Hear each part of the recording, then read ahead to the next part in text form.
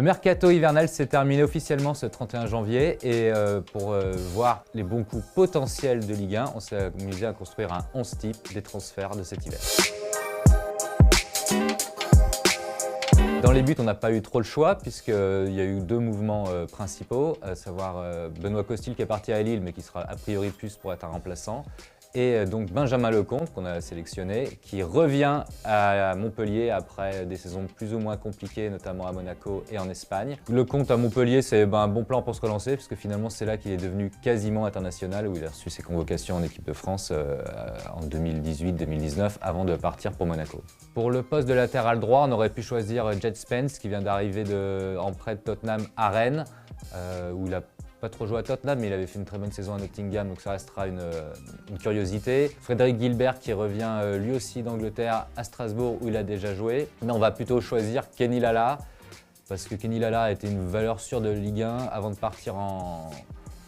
à l'étranger, notamment en Grèce, et où ça ne s'est pas super bien passé. Donc on espère qu'à Brest, et d'une, ça ira mieux pour lui. Et puis ce sera aussi une manière de rappeler aux joueurs, non, restez en Ligue 1 les gars, partez pas prendre des risques inutiles. En charnière, on a impatient de voir ce que va donner le João Victor qui va être prêté par Benfica à Nantes, mais où il a très peu joué à Benfica après avoir été un joueur qui comptait au Corinthians. Donc on va se baser sur deux valeurs sûres, ou en tout cas des joueurs qu'on connaît déjà bien. Boubacar Kouyaté, qu'on a vu avec Metz en Ligue 1, qui était redescendu en Ligue 2 et qui revient renforcer la défense de Montpellier. Et Dejan Lovren, qui revient en Ligue 1, qui est revenu à Lyon et qui a réalisé pour l'instant des performances relativement correctes dans une équipe qui a besoin d'expérience et de solidité. Sur le côté gauche de la défense, on est impatient de voir ce que va donner Jawen Adjam, qui arrive du PFC, qui n'a pas encore 20 ans et qui vient donc de signer à Nantes. Un joueur dont on a vu en Ligue 2 quelques qualités offensives, de percussion, de combinaison, mais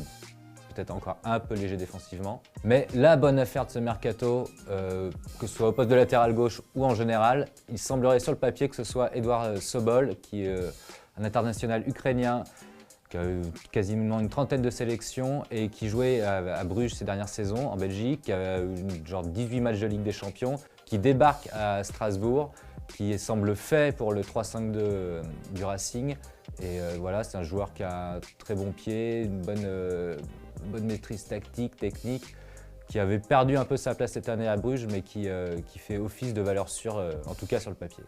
Pour occuper le poste de sentinelle, on aurait pu choisir le numéro 6 recruté par Lyon, mais il n'est jamais arrivé. Donc on s'est rabattu sur Youssouf Daïchimiye, qui vient de signer à Nice en provenance de Turquie, un Burundais de 24 ans, qui peut jouer en défense centrale ou a priori, il devrait peut-être évoluer à Nice, mais on a pris la liberté de tricher puisqu'il peut aussi jouer numéro 6 et que ça a l'air d'être un joueur sur lequel Nice a déjà investi 11 millions, alors ça veut tout et rien dire,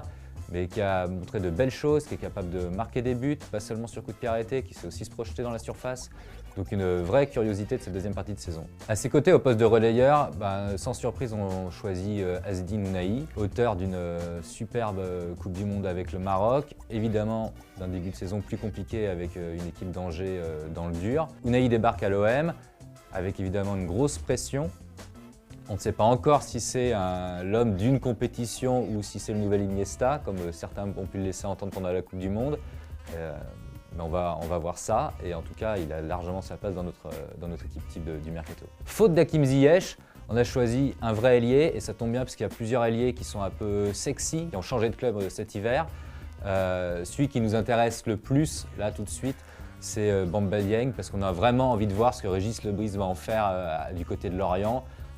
Régis Lebris qui a fait de Ouattara un super joueur alors qu'il avait été extrêmement discret l'année précédente. Ça donne très envie de voir si la magie va fonctionner aussi avec Bamba Dieng, dont on connaît le talent mais qu'on a vu jusque-là que par intermittence. Du côté des ailiers toujours, on a aussi envie de voir ce que va donner Alexis Tilibi du côté de Troyes. Il vient d'être prêté par Stuttgart qui avait déjà prêté depuis le début de saison en Autriche où il avait été plutôt bon. C'est un joueur qui n'a pas encore 20 ans et qu'on a vu plusieurs fois dans les équipes de France de jeunes et qu'on est impatient de découvrir en Ligue 1. Tout comme Ibrahim Salah, un autre Marocain, international espoir lui, qui débarque de la Gantoise et qui arrive à Rennes et qui est un joueur technique, vif, créatif,